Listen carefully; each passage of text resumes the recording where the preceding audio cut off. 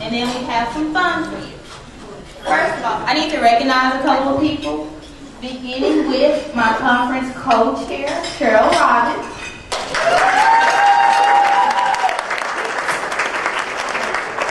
And could anyone on the conference committee please stand up so everyone knows who's worked so hard?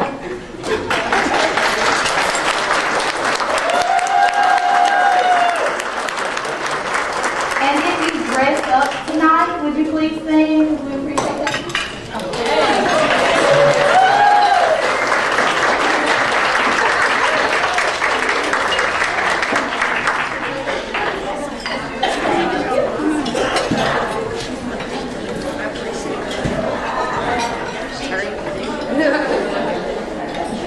Last year was Al's 20th birthday.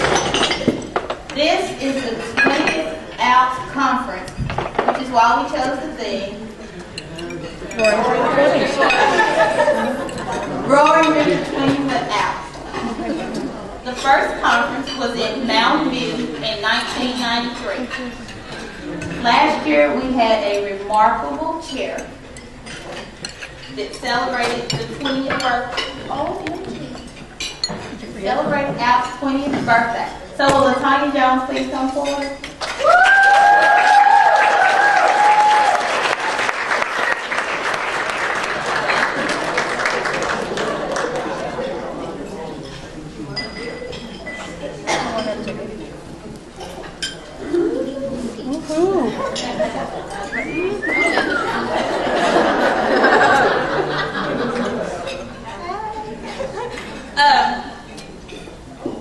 LaTanya has become my friend the past year. Anything I've needed, if ASU wouldn't do it for me, she made sure it happened at the public library. And this says, it's presented to LaTanya Jones, 2012 Al's Chair, in recognition of her hard work and dedication to the Arkansas Library paraprofessionals.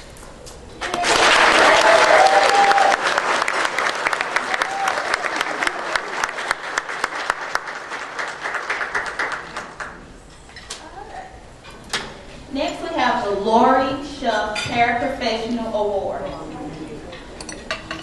It recognizes a distinguished paraprofessional for their library service in an Arkansas library. To be eligible, you must be a member of the Arkansas Library Association, or ARLA, and employed in an Arkansas library as a paraprofessional at the time of nomination. Lanier Hartzell has been a member of ALS since 2000. She's been the secretary 2004 through 2006 and the chair 2007 to 2008. She served on several conference committees. She is the supervisor of the periodical room at U of A. She's a cat lover and a newlywed. Anytime or anything she's been asked to do, she does it, and she does it well. If you ever, and I do mean ever, need anything corrected, proofed, edited, and you want and can handle, she's the go-to person. I've experienced this. Our 2012 Lori Shuffle Paraprofessional Award was given to Lanier Hartzell.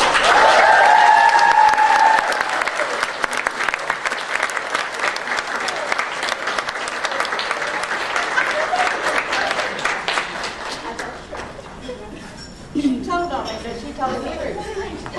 As many secretaries of ALPS have come to know, sometimes to their chagrin. But remember what we learned today. Q-tip. Quit taking it personally. It's been a real honor and a privilege to work with ALPS, to serve the organization, to meet people. I have been supported most heartily by my colleagues from the university libraries.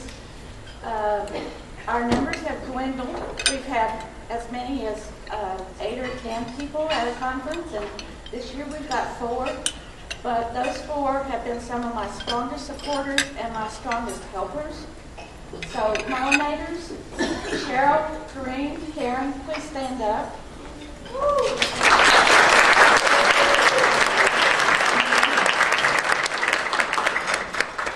But I have been able to count a number of you as helpers and supporters, and I thank you very much.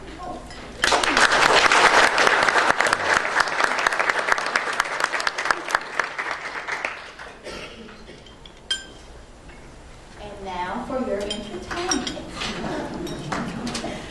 I will turn it over to Kareem.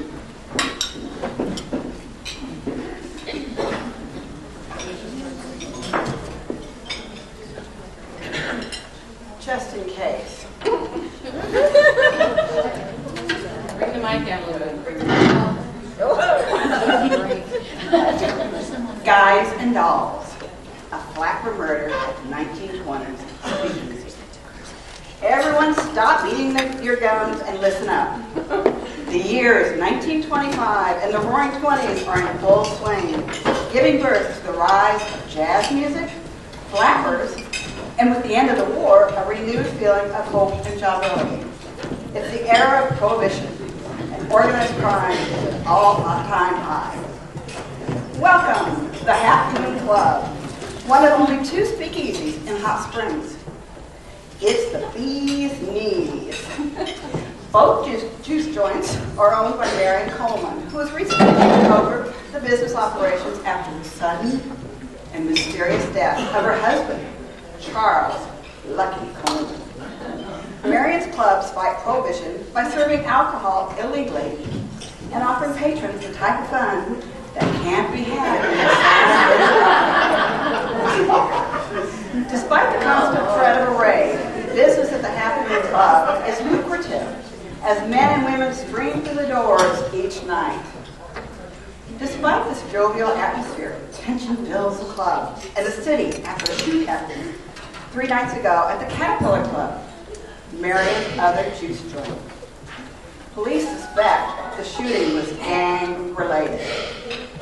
Although there was not a single person who can confirm or deny the suspicions, because not a soul was left alive. Police are now scrambling to appease the citizens' call for justice and finger the first. But as of now, 1 more person will be added to the city's homicide list this week. Annie Birchwood, who was bumped off in the back alley behind the Half Moon Club, and it's her murder we need to solve. Fanny was last seen alive at around 9:45 p.m.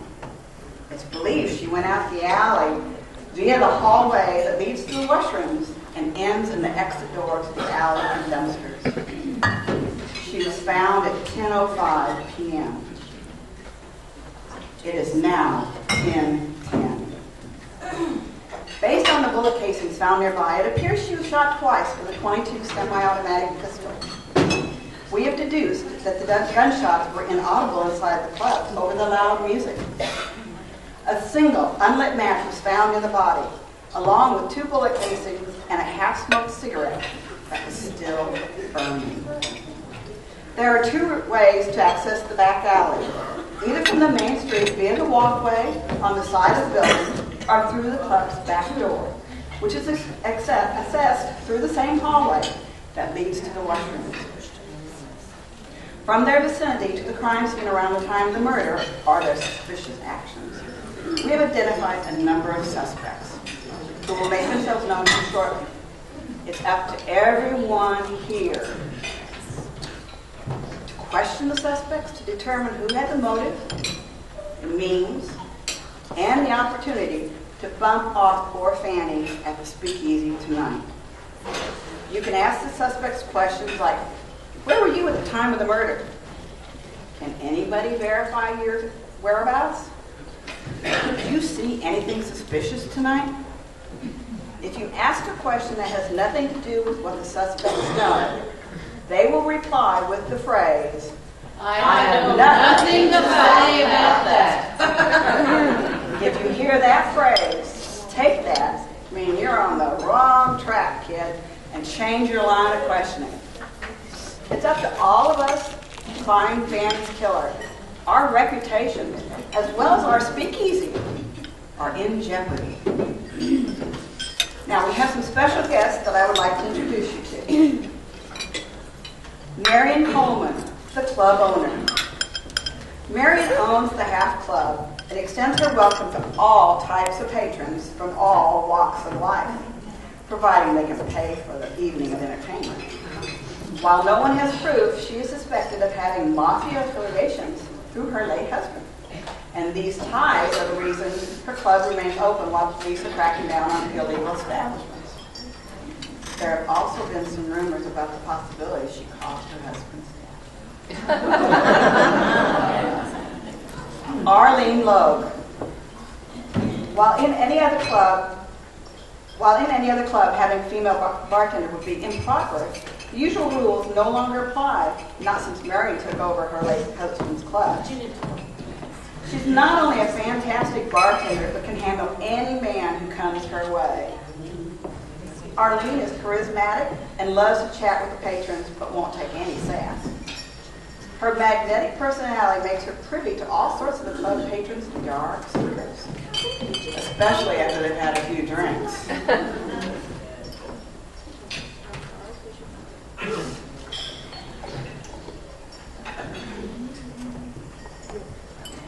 Hazel Turner. Sassy, saucy, and full of fun. Hazel gives any man a run for their money. The typical flapper Hazel enjoys smoking from a long cigarette holder, dancing the Charleston, and drinking to excess. She loves her jazz loud, her whiskey strong, and is often one of the last people to leave the Half Moon Club at the end of the evening. June Jenkins. June is older than the other girls who hang out at the Half Moon Club. She is distinguished and elegant, and is considered a bit of a high hat or a snob. She loves to dance, is always on the lookout for a man to partner with.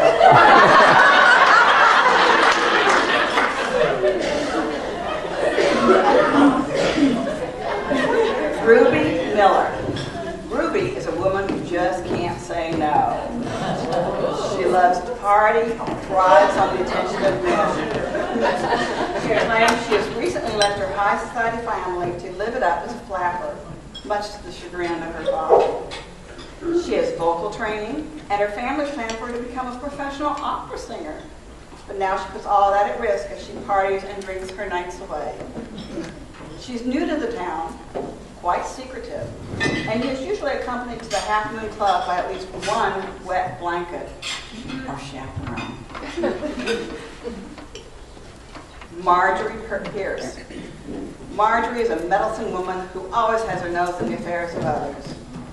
Many patrons who frequent the Half Moon Club have learned the hard way to keep their mouths shut when Marjorie approaches. She has already made enemies with most of the other flappers at the club, even though she's only been frequenting the club for a few months. Before that, she was a regular at the Caterpillar Club, the other Marion clubs. Warren Woods. Warren is a new face at the Half Moon Club, and he likes to flash his cash. A bit of an enigma, he's great at dodging questions about himself and turning the conversation around on the person to whom he's speaking. Warren has dashing good looks and a killer smile. That, combined with the air of mystery, makes Warren a triple threat to the ladies.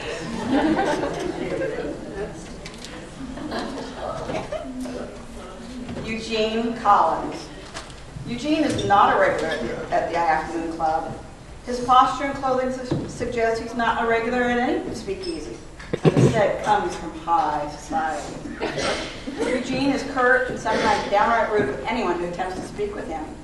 But when he does speak, his use of the English language suggests an education only money, and lots of it, can buy. Dick Devins, Detective Devins, has been on the force for years to interrogate suspects with his fists. He has made a name for himself in the city with his arrest and confession record, and he's always thinking about the advancement of his career. Guys and dolls, these are your suspects.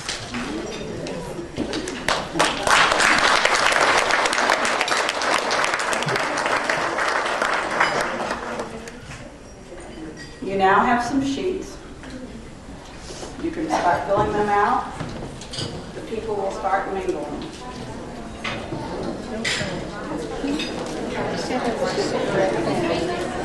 And so far, when looking at them,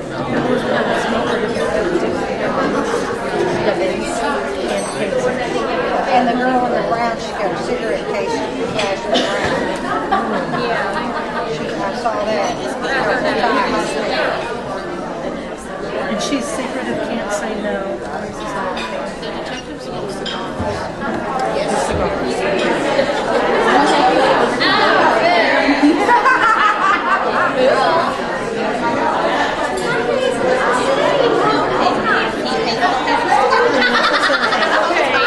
You might ask me something. I'll tell you right now.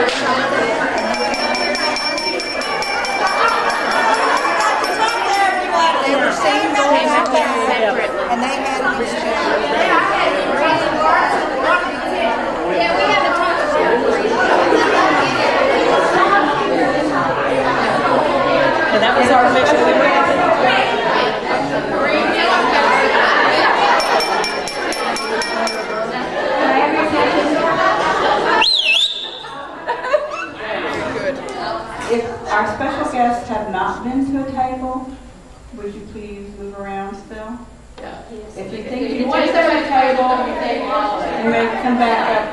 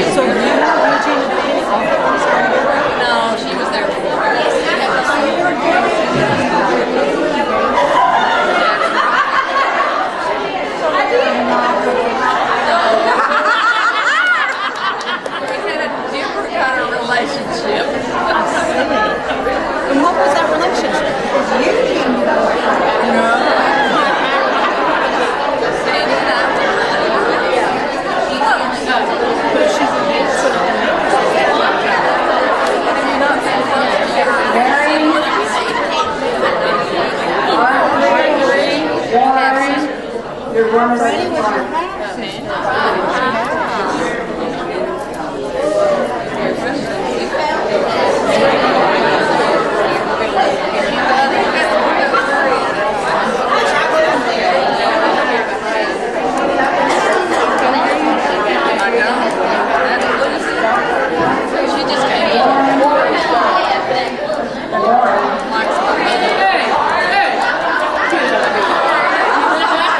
I think it's very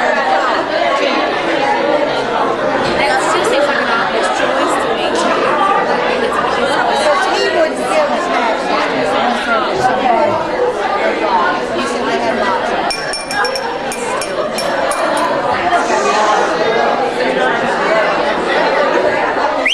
Okay, if you have a specific question, you have one more chance.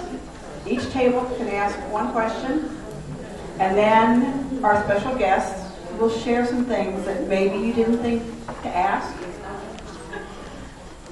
Do not change your verdict.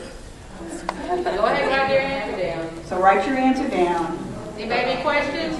Well, if we can't change our verdict, what's the point? You can't after you ask the question. Not after we share this. So we'll start as far as Tanya's table. No questions? Questions back there? Jackie's table, any questions? Okay, everybody needs to be quiet so we can hear. We all kind of agree. We want to know which one of y'all did it. What do we have to say about that? I have nothing to say about that. The back corner table, any questions? So we go there, her ship. You've got a hand down here. Well, I'm coming around, but I have to wait your turn. Back corner right there. Vanessa's table, do you have a question? Yeah, we want to know if Marion has matches. Does she smoke? I don't smoke. They haven't invented the term secondhand smoke then, but I get enough of that in the bar.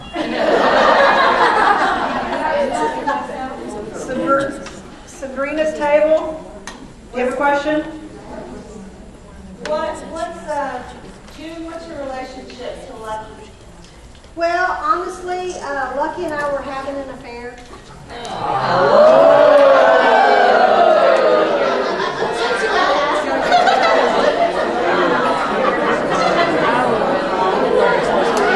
White's table, do you have a question? Yeah. Tracy? We're next. Yes. Go ahead. Oh, Audrey? June, were you at all concerned about your relationship with Lucky? No, I don't believe anyone knew about it, so, but it was, we were having an affair. I think More than anyone else knew. Deb's table? Deb Johnson's table, do you have any questions? Okay, Sherry? Hazel.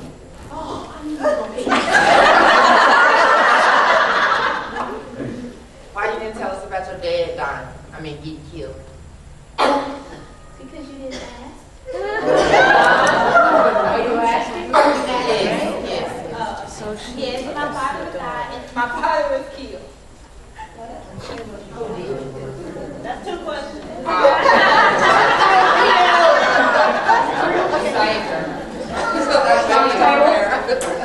Did you ever call Fanny?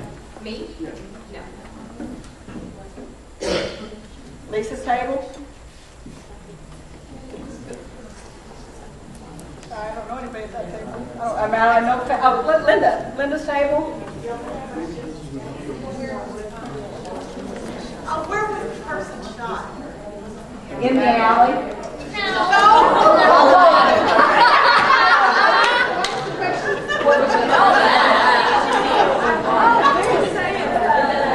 Detective Evans, do you have an answer for that? No, we don't have that. Obviously, it doesn't matter where she was shot. Yes, The last table on this row? Linda Cunningham's table? Quiet. Nicole? Did Arlene know Hazel's father? I didn't hear you. Did Arlene know? No, I did not know Hazel's father.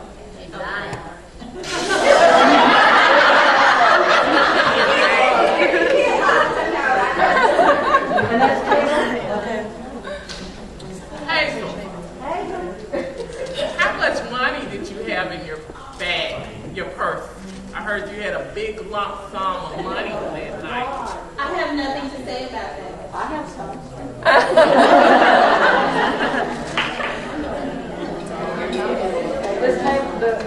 June, what was your relationship with Fanny?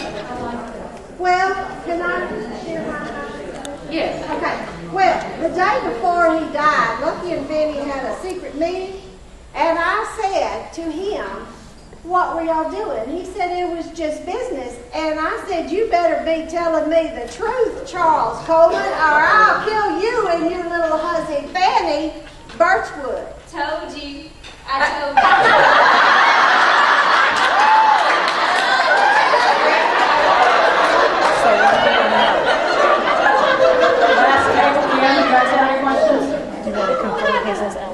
This is for the police officer. When you investigated the crime, the scene of the crime, did there appear to be a struggle of any kind? I have nothing to say about that.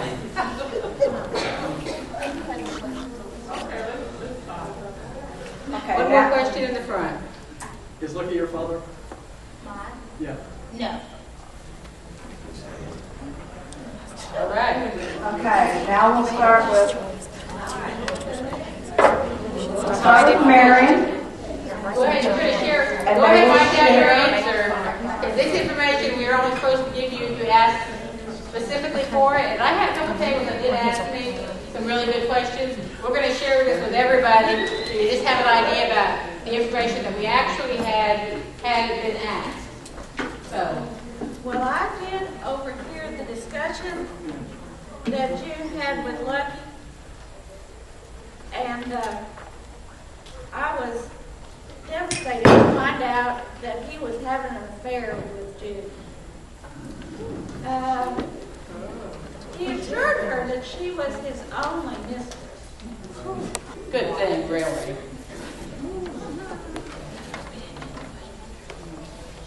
I wasn't in the washroom at the time of the murder. I asked her, I told her, not here. It was something that you should hear.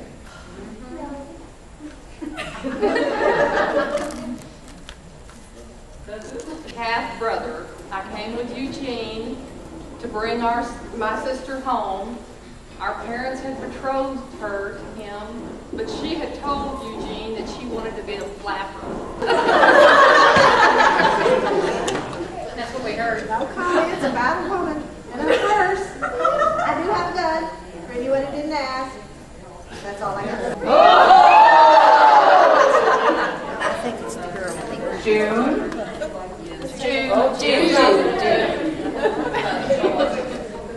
Ruby. A red eye.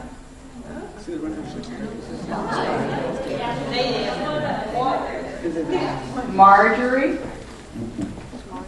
Marjorie Taylor. Warren. And Eugene. Certainly not me. For heaven's sakes, are we at times? What about the detective?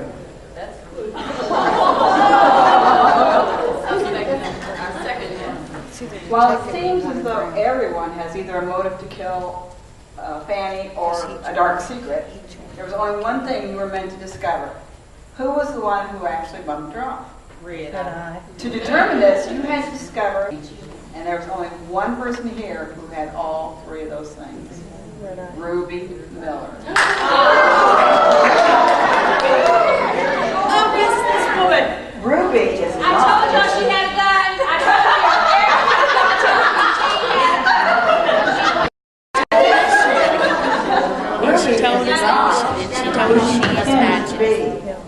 She plays the part of a fun-loving. Being a woman gangster is no easy task.